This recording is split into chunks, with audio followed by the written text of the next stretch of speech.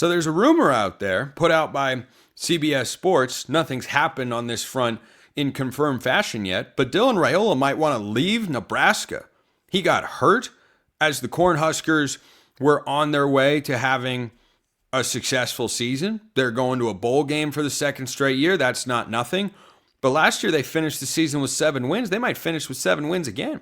They were 6-2 at one point this year. And again, the second half, they just can't keep it together. Last year was because of poor play. This year, because of Raiola's injury. Heck, they might have beaten USC at home a few weeks ago. But that was the last time Dylan Raiola was healthy playing in a football game, and he left in the middle of that one. Changed things in a big way. But Nebraska is a program that some folks had as a dark horse playoff contender. I don't think that was a crazy dark horse pick. Not that they were some incredible team. They're good.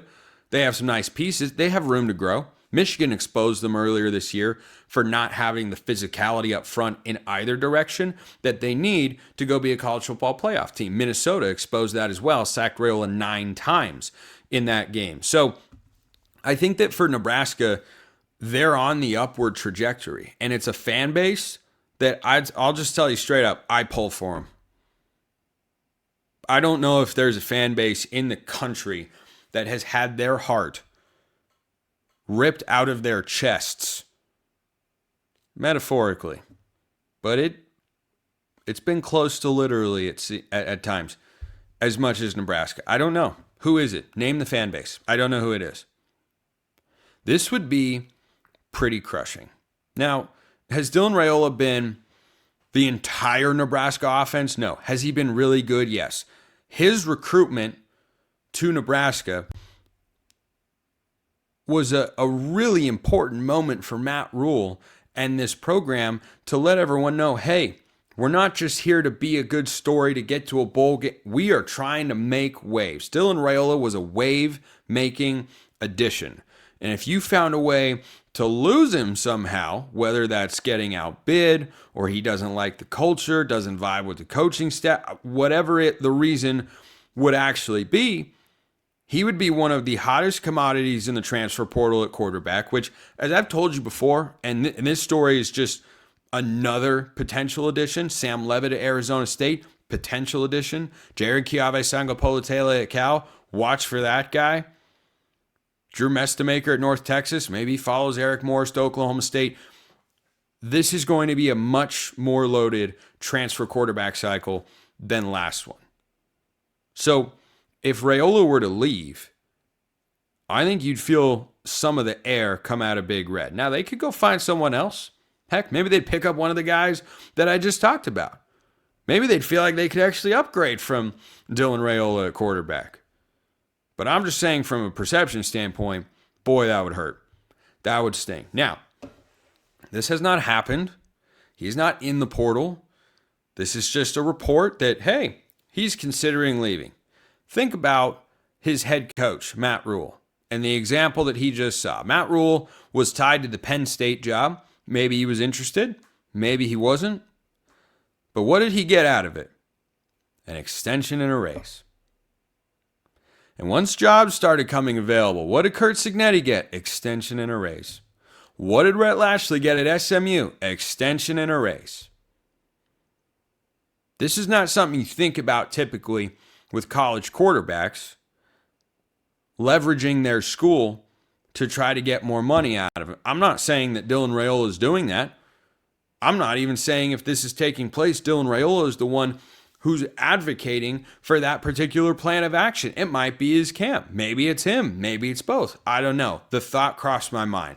That's all I'm trying to say, is that we see this in the NFL or the NBA or with college coaches. Maybe this is just the first high-profile example of a college quarterback publicly leveraging potential opportunities to go elsewhere to get a bigger NIL deal out of the school that he's currently at. Frankly, I hope that's what it is, because I would hate this for Nebraska. For everything they've been through and all the promise and the hope, man, no matter what the team's going through or the shortcomings they might have, those fans show up and pack Lincoln every single week. It's a great fan base. They are loyal. They are passionate. They have been waiting. And I would really hate this for them. And if Raiola went into the portal, yeah, all the typical heavy hitters for a transfer quarterback services like that would certainly pop up. Talk about Miami, talk about Indiana, talk about some SEC schools. What does Lane Kiffin want to do? If he were to wind up at LSU, which I think is going to happen, hasn't yet as I'm recording this show. If he goes to LSU, who's his first-year quarterback? Because if you're bailing on Ole Miss before the playoff run, you're doing that so that you can get a signing class and so you can get a transfer cycle, meaning your expectations for year one in Baton Rouge or Gainesville would be really high. Now, I've talked in the past about how I don't necessarily see that as the right way to approach this from the new school standpoint. Obviously, Lane Kiffin is the best coaching target available, and so you do whatever it takes to get him. But if he had told you, I want to coach this season first and then I'll show up, and it might not be till after or in the middle of the portal cycle, yeah, you should be thinking more about what your program will be in 2027 and beyond than what it immediately needs to be in 2026. Just my 2 cents.